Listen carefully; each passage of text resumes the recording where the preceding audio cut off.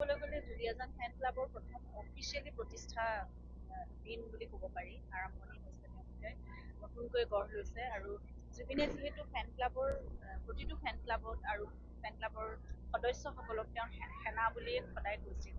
গতিকে তেওঁৰ আদৰ্শ, তেওঁৰ চিন্তাধাৰা, তেওঁৰ সৃষ্টিৰাজি, কৰ্মৰাজি, তেওঁৰ সাধনা চৰ্চা সকলোবোৰ মই ভাবোঁ ফেন ক্লাবৰ প্ৰতিজন সদস্যই নিজেই অনুধাৱন কৰি সেইখিনিক আগলৈ কঢ়িয়াই লৈ যাব আৰু প্ৰতিটো প্ৰজন্মক এই কথাবোৰ বা বাৰ্তাবোৰ বিলাই যাবলৈ চেষ্টা কৰিব। সেয়া তেওঁলোকৰ আমাৰ সকলোৰে যিদৰে প্ৰতিজন অসমীয়াৰে দায়িত্ব বা কৰ্তব্য যে তেনেকুৱা এক সত্তাক আমি তেওঁৰ সাংস্কৃতিক, তেওঁৰ সামাজিক, তেওঁৰ প্ৰকৃতিৰ বাবে কৰা কাম সকলোবোৰক তেওঁক আমি ভালদৰে বুজি যিদৰে লৈ যোৱাৰ এটা আমাৰ দায়িত্ব বা কৰ্তব্য আছে। ফেন ক্লাবৰ মেম্বাৰসকলে বিশেষকৈ তেওঁৰ পৰিয়ালৰ একোজন সদস্য বুলি সেইখিনি কাম তেওঁলোকে কৰিব। আজি দিনজোৰা কাৰ্যসূচী তেওঁলোকে বৃক্ষৰোপণৰ পৰা আৰম্ভ কৰি চিত্ৰাংকন প্ৰতিযোগিতা আৰু বহুখিনি তেনেকুৱা আৰ্ট এক্সিবিশ্যন, তাৰপিছত আমি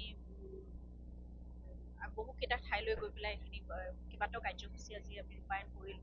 গতিকে তেনেদৰে কামবোৰ কৰি যাব। তেওঁলোকে কৈছেও যে এয়া আৰম্ভণিহে, প্ৰতি বছৰে তেওঁলোকে আৰু ডাঙৰ কৰি গৈ থাকিব। গতিকে সেইখিনি কম জুবিনক আমি অমৰ কৰি যাতে আমি অমৰ হৈ থকা দেখিবলৈ পাওঁ সকলোৰে মাজত। আৰু মই সেইটোৱে শক্তি পাওঁ যে মানুহৰ মাজলৈ যেতিয়া ওলাই আহোঁ, যেতিয়া দেখোঁ যে সকলোৱে জুবিনক নিজৰ প্ৰাণত ধাৰণ কৰি তেওঁলোকে কিবা নহয় কিবা এটা নিজৰ ফালৰ পৰা কৰিবলৈ চেষ্টা কৰিছে। এজোপা গছ পুলি হ'লেও ৰুইছে, ক'ৰবাত নাহৰ এজোপা ৰুইছে। আৰু জুবিনে কৈছিলে যে প্ৰতিজোপা নাহৰৰ মাজত য'ত এজোপা নাহৰ থাকিব তাত জুবিন জীয়াই থাকিব।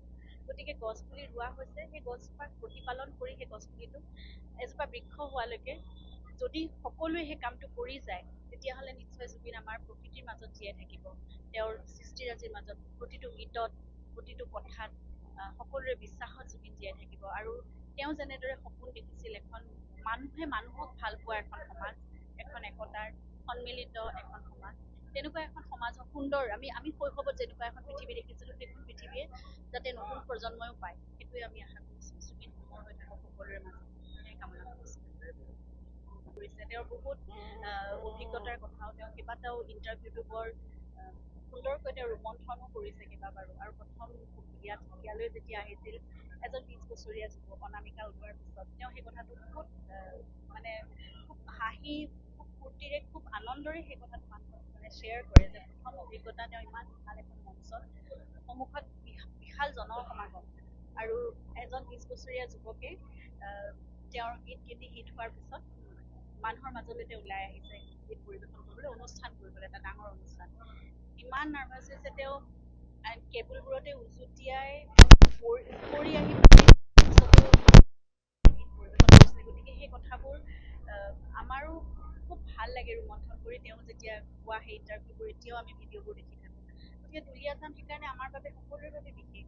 মোৰ বাবেতো তেওঁৰ যিমান স্মৃতি য'ত য'ত আছে, যিমান লোকৰ মাজত আছে, তেওঁ গোটেই অসমখনৰে নিজৰ প্ৰতিজন পৰিয়ালৰ।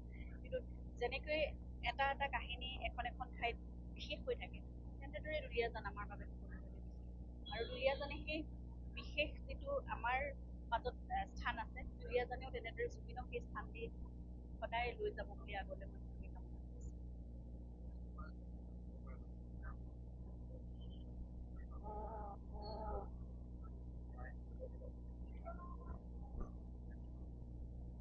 সেই কথাটো খুব আশাপ্ৰদ এটা কথা। জুবিনে খুব সাহসেৰে সেইখিনি সময়ত একেবাৰে মন্থৰগতি এটা লাভ কৰিছিল। সেইখিনি সময়ত জুবিনৰ বলিউডত এনেকুৱা এটা তেওঁ পৰ্যায়ত আছিল য'ত একেবাৰে পিক এটা মানে পজিশ্যনত আছিল বুলি ক'ব পাৰি তেওঁৰ কেৰিয়াৰৰ।